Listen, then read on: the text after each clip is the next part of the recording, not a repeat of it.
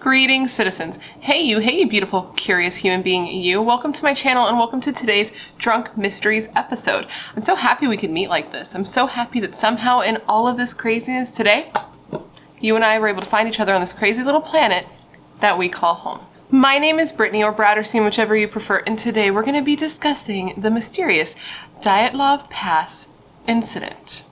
Are you familiar? But before we get started, if you've not yet had the pleasure, please make sure to join the Brat Pack by subscribing and ringing the bell, because I put out a new video every single week, sometimes 2 a week, like this week, and I would love to hang out with you. Yes, you, specifically you, but I can only do that if you join the Brat Pack and become one of us. One of us. One of us. One of us. And you can also follow me on Instagram and Twitter if you want. They're both BRATTERSTEIN, but no pressure. Now, in today's Drunk Mysteries episode, as I said about a minute ago, we're going to be discussing the Dyatlov Pass incident. Now, if you are not familiar, buckle in for a scary one. In late January 1959, 9 hikers died in the snowy mountains of Russia under uncertain and mysterious circumstances.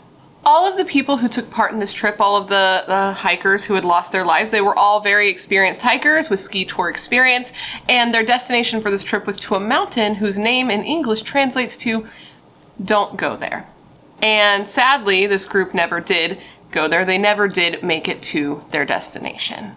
The deaths of these 9 individuals and the circumstances leading up to their deaths are still, to this day, unexplained. And that is why the Dyatlov Pass incident is one of the most terrifying mysteries of all time. So today, I'm going to tell you all about it. We're going to get into the story. We're going to get into all the theories. And while I do so, I'm going to have me a little drink here, hence the drunk in Drunk Mysteries.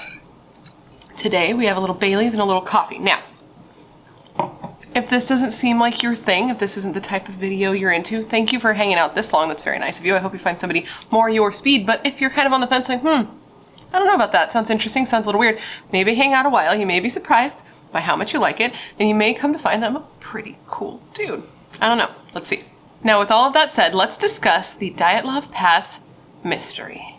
I want to start this video off by introducing you to the 9 individuals who lost their lives during this trip. Of these 9, there were 7 men and 2 women, and I'm now going to try to pronounce their names, but please imagine these names pronounced correctly and in a Russian accent. I'm doing my best here, but this is not my strong suit. The victims were 23-year-old Igor. He was the group leader, the one leading the hike, and he was a Capricorn. 21-year-old Yuri, or Yeti, depending on how you pronounce it, and he was an Aquarius. 20-year-old Yudmia, she was a Taurus. 23-year-old Georgie, he was an Aquarius. 24-year-old Alexander, he was a Scorpio. 22-year-old Zenaida, she was a Capricorn. 23-year-old Rustam, he was also a Capricorn. 23-year-old Nikolai, he was a Cancer. And 38-year-old Semyon, he was an Aquarius. Most of the people who were on this hike were peers of Igor's, the hike leaders, and they all attended the Ural Polytechnical Institute, where at least Igor attended as a radio engineering student.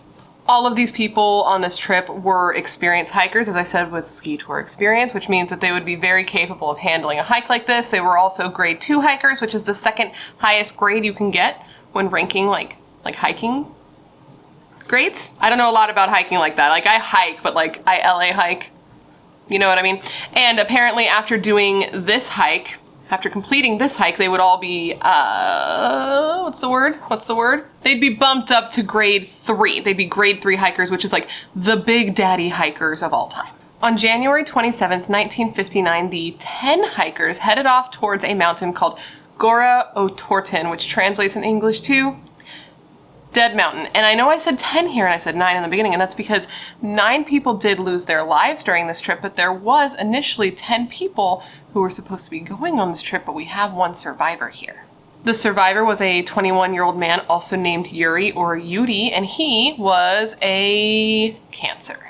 So Yudi, or Yuri, was with the group initially. He hung out with them, broke bread, bulked up for the hike, but this man ended up getting the luckiest illness of all time, and when the group was leaving to go on the big portion of their hike, he was too sick to continue with them, and I'm sure at first he was really bummed out because this was a big hike, something that had been planned. They were going to become grade 3 hikers, but in hindsight, this guy was lucky as hell, and he ended up living a long time. I think he lived till like 2013. Anyways, the other 9 head off into the snowy Russian mountains, destination adventure, or, destination don't go there mountain. So even though there are no survivors to tell us what actually happened on this trip, the group did keep diaries and they all had cameras with them. So from their diaries and the cameras and, just physical forensic evidence at the scenes, we are able to piece together what happened at least for part of that trip before the group tragically died. We're able to piece together their last moments. Okay, so January 31st, a couple days after the group had set off on their expedition, they found an area that they're like, okay, this place looks cool. Let's set up, our stuff here and let's get ready to start actually getting into this hard hike. So they bury some equipment in the snow, bury some food and stuff so that when they're on their way back, they can find this stuff and have less stuff to carry with them. One, make their trip easier, but also have stuff that they can use on their way back. Okay, so they do that and then they get ready and set up to start crossing the pass. I think the initial plan, or it's believed the initial plan, was that they were going to cross over that pass that night in one day and then set up camp on the other side, get some sleep and continue their hike, but the weather ended up getting much worse, the snow got dense and visibility was just super shitty, so they ended up deviating from the plan a bit and they started going in the wrong direction for a little while, headed towards another mountain that was not even the mountain that they were trying to go to.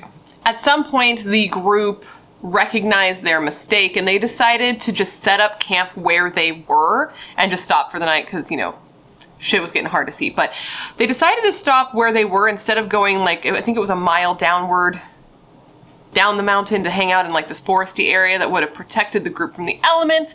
And they, the investigators after the fact, talked to Yuri, the guy who didn't go on the trip, the survivor, the one that got sick. They asked him, why do you think that this would have been the case? Why would they stay in camp here instead of going and getting shelter in those trees? It's just right there. And he said that he believed that Igor, the leader, probably either didn't want to lose the ground that they had already made because they'd already hiked a mile up this hill, go all the way down and do it again the next day. That's not what you want. Or that Igor wanted to practice camping on a slope because they camped on a freaking slope, which sounds awful to me because it seems like you'd be rolling in your tent from one side to the other, but these are the reasons that he thinks they might have done this. Either way, they camped on that slope on the side of the mountain. Okay, so now we're going to fast forward a little bit, about 2 weeks into the future. At that time, it's hella past here, but anyway, 2 weeks in the future from then to February 12th, where Yuri is waiting to receive a telegram from Igor and his team. He had been waiting in a certain area for them to arrive, and once they got there, they were going to send him a telegram so they could meet up, link up, and leave together. Seems like a really weird way to get in contact with your friends, but this is also 1959. Cell phones weren't exactly a thing yet, and it was believed that the group would be back no later than the 12th because that seemed to be enough time for that particular group to finish this expedition, but the 12th came and went, and there was no telegram received. So initially no one freaked out right away because these people are on a hike, they're in the elements, anything could have happened that would delay them a little bit. Maybe they were tired, maybe they just relaxed one day. So they didn't freak out right away, but then another week came and went and the relatives of these hikers started to shit their pants a little bit. So the relatives ended up contacting the institute and was like, yo, you need to get someone out there to find these kids. These are your students, get out there, find these kids. So they set up a volunteer search group of teachers and students and they went out and looked, but there was no success from that little volunteer group. So then the real authorities were called, the army and the police, there was helicopters, it got very serious. So almost a week after that, on February 26, 1959, the search and rescue team found the hikers' abandoned campsite. And this is when shit's gonna get a little weird. Just a smidge weird. Very weird. At the campsite, the group found, the search and rescue group, they found that the group of hikers' tents were torn down and buried under the snow. So once they dug them out and pulled them out of the snow, they found that these tents had been cut open from the inside. Not unzipped, cut open from the inside. Additionally, these hikers are gone, right? But they left all of their belongings back at their abandoned campsite. They left their backpacks, they left their skis, they even left most of their shoes. So these people, who are experienced hikers by the way, cut themselves from their tents and then ran into the snowy Russian mountains in socks, no shoes. footprints of the hikers could be found going down the mountain from their campsite to the foresty area where I said before they could have gone to like sleep. And then once they got to the forest edge, the footprints disappeared. So investigators followed these footsteps, obviously, down towards the tree line. At the very edge of the tree line, under a giant tree, they found the remains of a small fire. They also found the first 2 bodies. They were the bodies of 23-year-old Georgie and 21-year-old Yuri. The 2 bodies were laying next to each other, like directly side by side. Yuri was in a t-shirt and underwear only, and Georgie was mostly dressed, but he was only wearing socks. Neither of these men were wearing shoes. In searching the area further, it was found that the branches of the tree above the 2 who were dead were broken, like all the way up the tree, okay? And so it appeared that one of these 2 men had climbed this giant tree. Now, why did they climb this tree? Did they climb this tree because they were trying to get away from something, maybe? Did they just want to like look around and get their bearings because they were lost? Maybe they wanted to see what was around them. Maybe there was something down there that they were watching for. We don't know. What we do know is that both of the bodies were pretty beaten up and bruised, and they both had burns to their hands. Yuri also had burns to his left foot and to the hair on the right side of his head. Now, how would that happen? Georgie also had burns to the front of his left leg. So why were these men burned up? That part makes no sense to me. I still don't understand. And it was theorized by, the medical examiner that the reason their bodies were so beat up and bruised and covered in cuts is because in a state of panic right before their deaths, they started to beat themselves with rocks, sticks, any object that was near them. They just started to beat themselves with these objects. And that would account for all of the injuries, like the superficial wounds on the outside of their bodies. Which, okay, maybe that makes sense. I mean, that sounds weird to me. I'm not a medical examiner though, but why were they all burned up? I know there was a fire nearby, but were they just like playing in the fire? Why would they be doing that? Why would his hair be burned and his leg and his foot? And okay, Georgie had pieces of his own skin, like skin from the back of his hand, I think, in his own mouth. Was he just...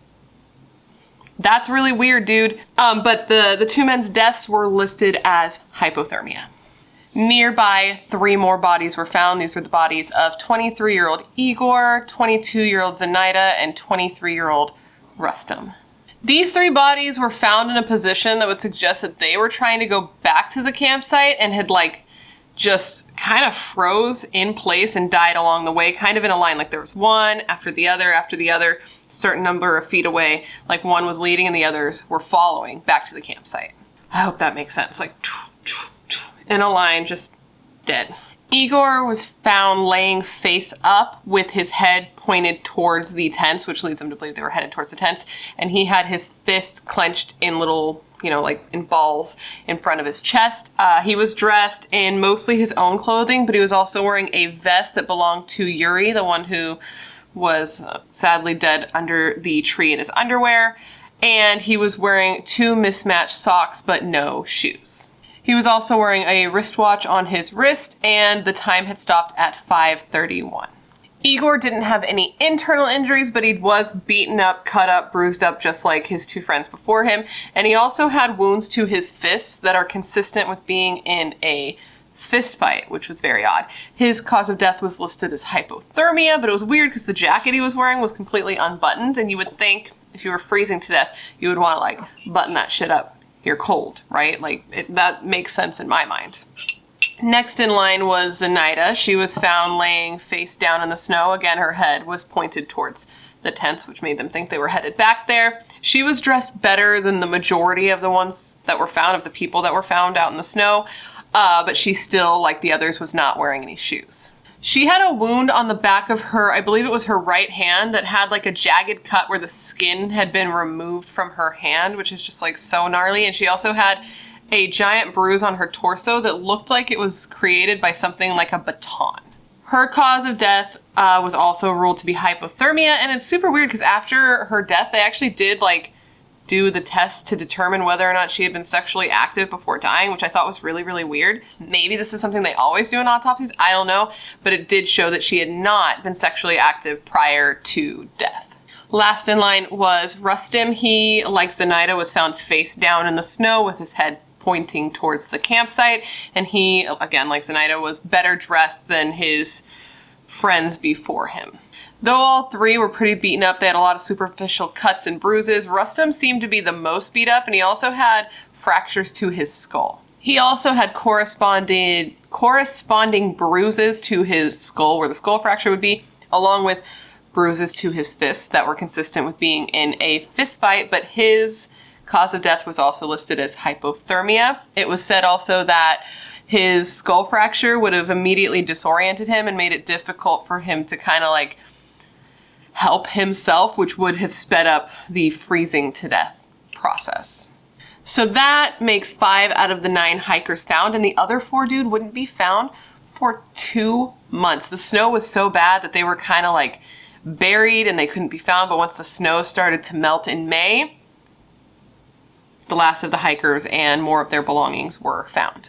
So these 4 bodies were found in what they are calling the den. So essentially these 4 had built themselves like a shelter down in a ravine, and they had cut off branches from nearby trees to line the inside of this little den to keep them separate from the snow. They were cut down with a knife, right? This knife though has never been found, but the sheath that held the knife was found, which is weird. Like, where is this knife? Does a knife just get up and walk away? No, it does not. So how did the knife disappear? And if the knife didn't disappear and there was never a knife, then how were they able to cut down these branches? They weren't just ripped off. These were like cut off. So these 4 were much better dressed than any of their friends before them, and they were found wearing articles of clothing that belonged to some of their fallen friends. Now, these 4 deaths, these 4 are freaking weird, dude.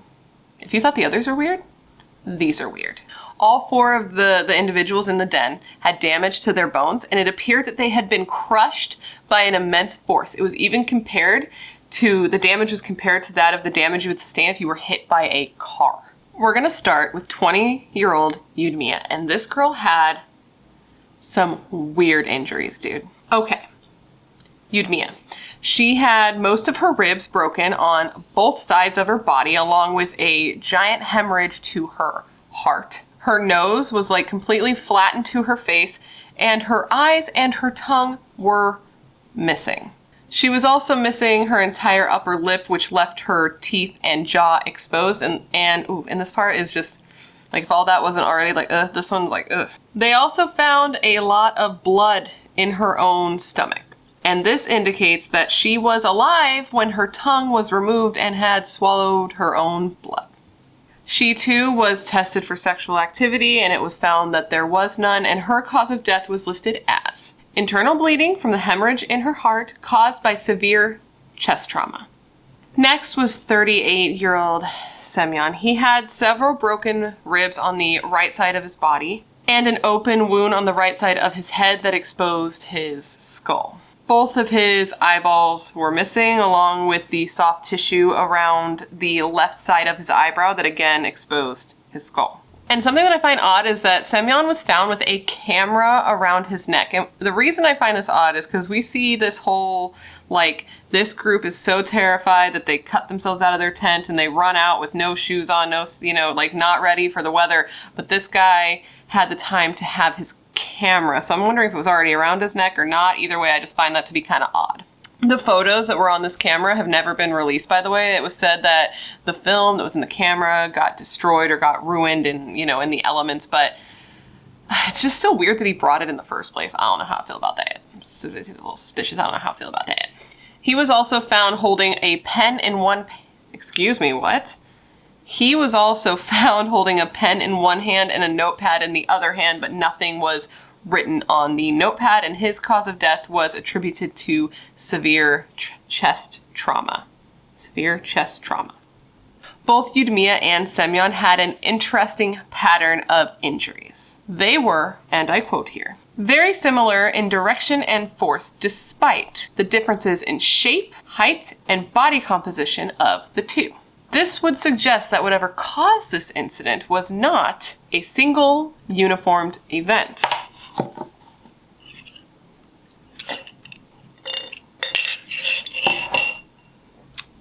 So more than one thing had to happen to cause these injuries, which is odd. Okay, and we'll get into that in the theories, because my first thought was an avalanche, right? I mean, it made a lot of sense to me. But if it couldn't have been one single uniform event, then an avalanche doesn't make sense, right? Does that, you know what I'm saying? You see what I'm saying here? That's weird.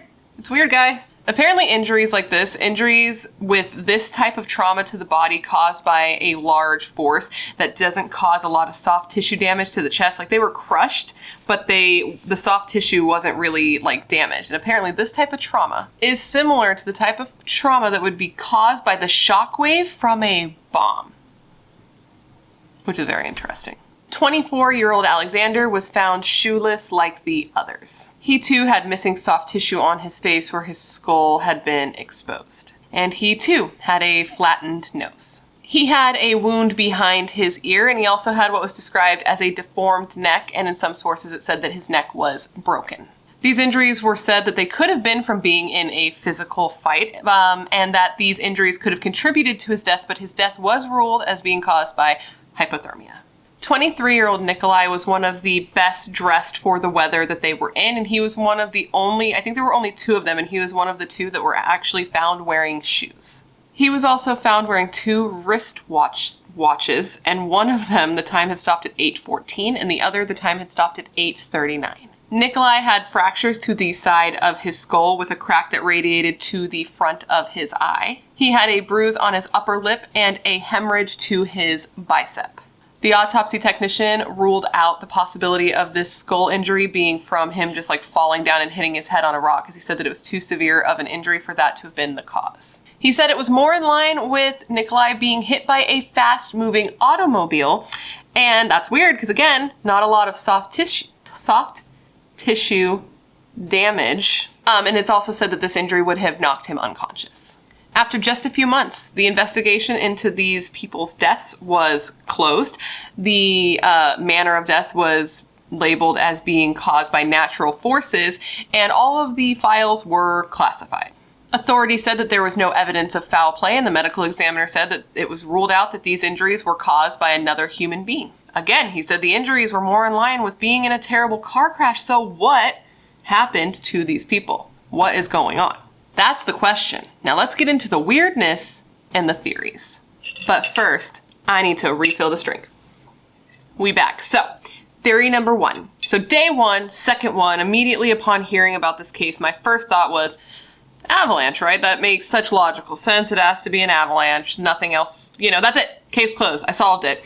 The Dyatlov Pass incident has been solved by Brittany, me. But listen. Though they were camping on a slope, so, if the snow comes rolling down, where's it going to roll? Right on top of them.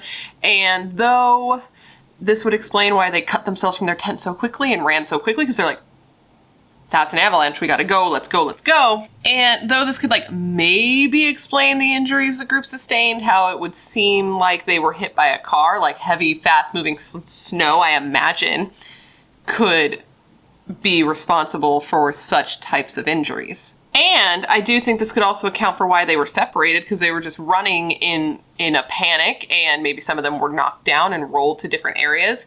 I don't really understand the exact science behind how an avalanche works, but the reason that this theory is kind of unlikely is because there wasn't that much snow covering their campsite. There was only a little bit of snow, a tiny layer of snow, and I imagine there was an avalanche big enough to kill 9 people and to destroy their camp and to get them all lost, that there would be more snow, right? I mean, I'm not an avalanche scientist, but to me, it seems like there would be more snow. And also, I feel as though if an avalanche was the answer, this is the type of thing that there'd be evidence of to prove, right? You'd be able to prove that this is what happened. No? This theory was revisited more recently, I think actually in the 2000s, pretty recently, and they ran some small experiments because they thought that a small delayed avalanche could be responsible for this group's strange demise, but still, even with new technology, it couldn't be confirmed.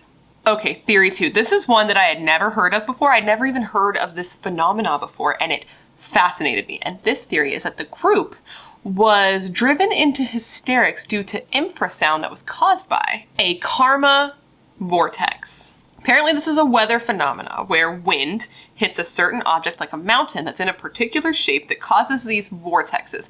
And these vortexes can apparently be incredibly destructive and can even take down buildings. So the theory of what happened if this was what happened. So the theory of what happened if this is what happened is essentially that these vortexes happened, the sound that it made drove the hikers into complete hysterics, causing them to flee from their tent into their inevitable deaths. Now, though I find this to be very interesting, I think infrasounds in general are really interesting, because if you really start looking into that stuff, it gets really scary. I started getting very, very into that during all the protests that were going on.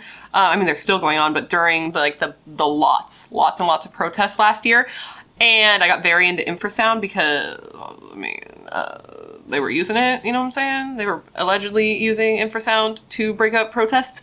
And some crazy stuff can happen. It can react to your body physically, make you sick, make you think you're seeing ghosts. Like, it's a big trip what noise can do to you. However, I don't believe that this would account for the physical damage to the hikers' bodies. So, though it's an interesting theory, I'm like, maybe not. Okay, another interesting theory is that the group of hikers actually stumbled upon some sort of secret military base where they were doing some sort of testing, something that was on the hush-hush, right? So that would make it so that the hikers' deaths and their true manner of death has been covered up. And who doesn't love a good governmental cover-up conspiracy theory? Everybody loves it. Maybe not everybody, but a lot of people do.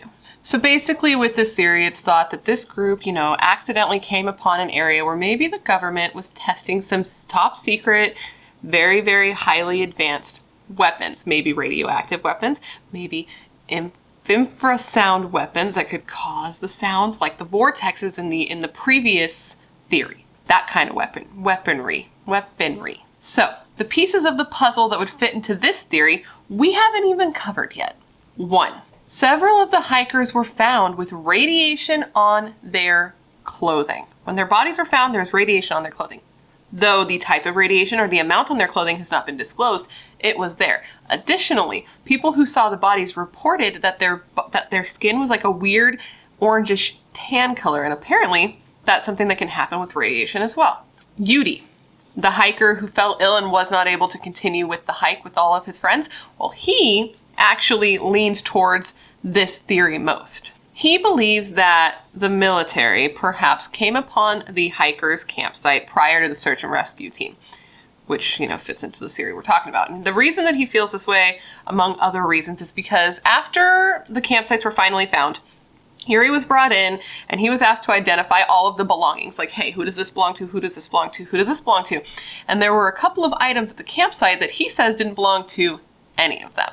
Of these items, there were a pair of glasses, an additional pair of skis, and a piece of cloth that looked like it had been torn from a military outfit. Additionally, there were items that seemed to be missing that should have been there, like the knife that was used to cut the tree branches to line the den with. That knife was missing. There was a camera missing. There was rolls of film missing, and there was a diary missing.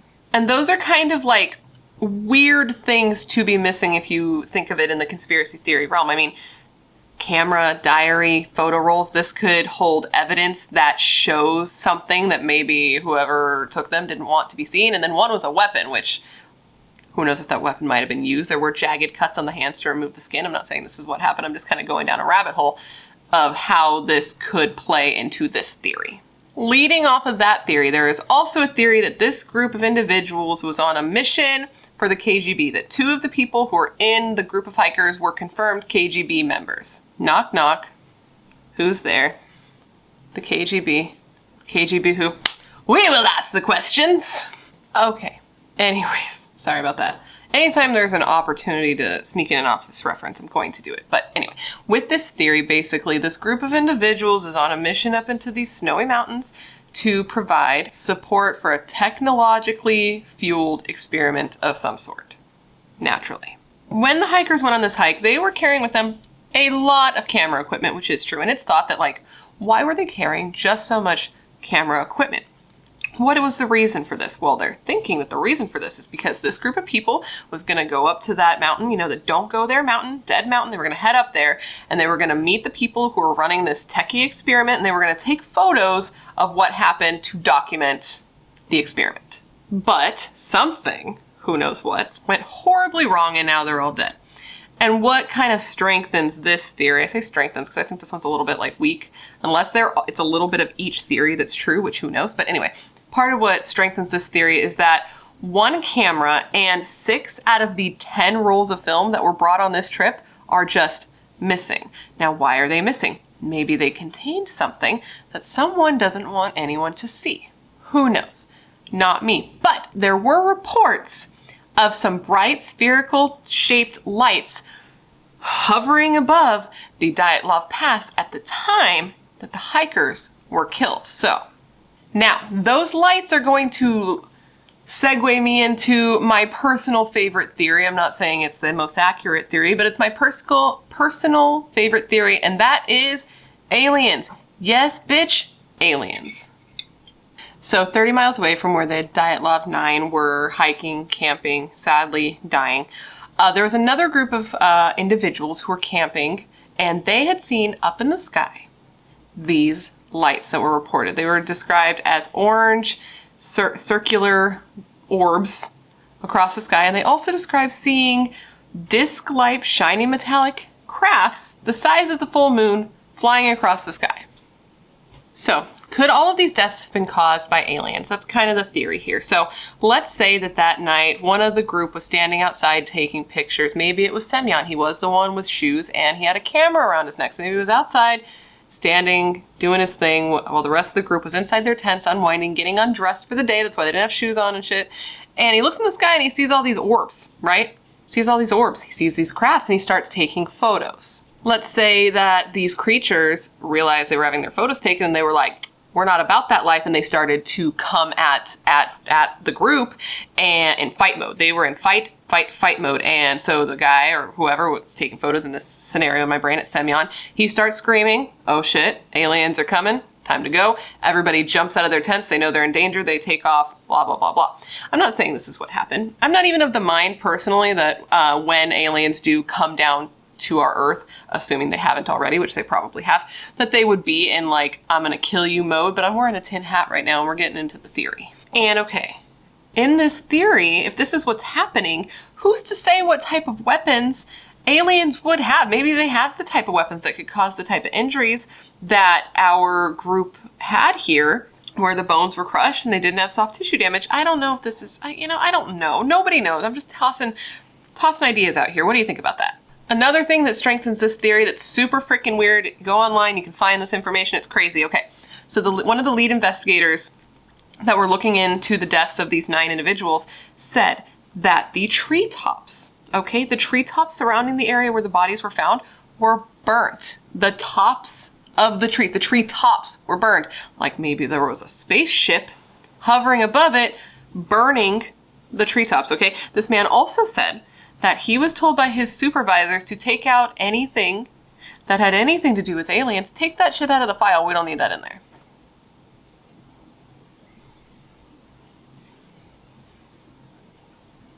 And that is hella sketch, dude. Okay, real quick, don't take off your tin hats yet, because for our next theory, and probably our last theory, we're gonna get into Yetis, my guy. There is a theory that this group of people was attacked by an abominable snowman.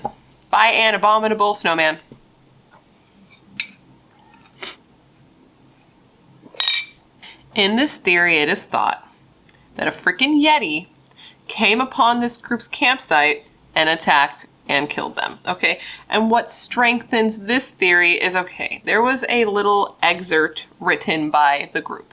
Apparently this group had written a sort of like satirical leaflet, propaganda leaflet, right? And it was entitled The Evening O Torten, after the mountain that they were hiking. And in this leaflet, it said in Russian, "From now on, we know the snowmen exist." And it's theorized that this group was not being satirical at all, but they were being serious and writing this down to be very vague about the fact that Yetis exist. And I know that this is hella flimsy, but like, when there's a mystery involved, human brains go wild. It's also said that the translation isn't quite as, oh, now we know snowmen exist, but it's closer to, according to recent reports, Yeti lives in the northern Ural, near Mount Otorten. The issue is, this leaflet is just missing. Apparently it just got lost in all of the evidence, so all we have is it transcribed in Russian and then translated into English. But apparently, to strengthen this a little further, there is a local tribe that lives up in those mountains called the Mansi tribe. Which, real quick, there was another theory that the Mansi tribe had actually came upon the hikers and had attacked and killed the hikers, but no one really believes that this is true at all because, one, there were no footsteps except for the hikers' footsteps, which I guess would kind of rule out the Yeti thing as well. Either way, there was no other footsteps, and also this Mansi tribe, I believe, even helped with the searches for these people, so it's not thought that they actually had anything to do with it. Anyways, this tribe believes in a creature that they simply call the Mank, and the Mank is essentially a Yeti. So, though this theory is very weak for me, this one's not one that I subscribe to, it is interesting, and I don't know, man. The fact is, no one knows. And after a period of over 6 decades to this day, the Dyatlov Pass incident is still unsolved, and that's what makes it one of the most intense and terrifying and wild mysteries of all time. But anyways, guys, that completes this video. I hope you enjoyed it. Are you enjoying the series? Do you like it? Let a girl know. And man, the Dyatlov Pass, what do you think happened? I don't know. Like, I go back and forth because, okay, initially I did really think Avalanche, but I don't think that that would account for like the type of injuries they had and the fact that they were all found in different places, and the fact that they all died at different times, and the fact that it was said that their injuries couldn't have come from one isolated incident, that really makes me not lean so hard on the Avalanche theory. And okay, if that was the case and it was an avalanche, then why would the people with the worst injuries be the farthest away? And how would they have still had all of the energy to build that den for themselves if they were so badly injured from an avalanche prior? You know what I mean? That doesn't make sense. They had the energy to build themselves a den with like skull fractures and crushed ribs. That makes 0 sense. And the burn clothes thing is also super weird. The people that had burns to their body, like, okay, did they get so cold from their hypothermia that they were like, okay, let's set ourselves on fire for warmth, like in a sense of hysteria? I don't know. That's weird. And I've seen when people talk about this case that they talk a lot about paradoxal undressing, which is essentially where, like, when you're freezing to death, your brain trips out and it thinks you're actually burning up, so you start stripping off your clothes, and that would account for why some of the people in the group were poorly dressed and some were really well dressed. But I think it's a lot more likely that the people who were well dressed came upon the bodies of those who were dead and took their clothing. But if that's the case, how did these people die before them? How did they freeze to death so quickly that they died and these people were still fine? And the thing that's always going to be crazy to me is what made them cut themselves from their tents. It's just all so weird. It all makes no sense, and I don't understand it, and we probably never will. But regardless of how it happened and what caused their deaths, either way, it's so sad because 9 people did die. Like, that's real. It's all fun and games to talk about theories, but these 9 people died. And no matter how it happened, it must have been awful and terrifying, and that is still just a horrible tragedy. Anyways, I had fun today. This was an interesting video to film. This was delicious. I'm liking doing these videos. I hope you're liking them too. Let me know down below. And now I'm gonna go edit this, which should be a lot of fun. Please, of course, let me know if you're enjoying it because I have a schedule in mind, but you know, it's all going to be dependent on whether or not you're receptive to the videos. If you don't like them, I'm just going to stop doing them. And if you do like them, then I've got a schedule in mind. And if you do like it, make sure to leave a mystery suggestion down below for me to cover so I can keep making these. And of course, if you have not already, please make sure to join the Brat Pack by subscribing and ringing the bell because I put out at least 1 new video every single week. Every Monday, it's Morbid Makeup. And that's where I do makeup and tell a true crime story, and people seem to really enjoy that. So if you like this, you'll probably like that as well. So make sure to join that Brat Pack. You can also check the subscription box down below to find all my social media links. I have Instagram, Twitter, a Facebook group, and a Facebook page. So if you want to follow any of that, it's all linked down below for your pleasure. But anyways, guys, I'm gonna head out now. It's really hot in here. In the summer, you have to film with the air conditioner off so you don't have to listen to that buzzing in your ear. I know you guys don't like that. So I'm really hot, and then when you drink, you get even hotter. So I'm pretty much done, but this has been tight. You are tight. Please stay creepy and stay curious, and I hope to see you in my next video. Bye.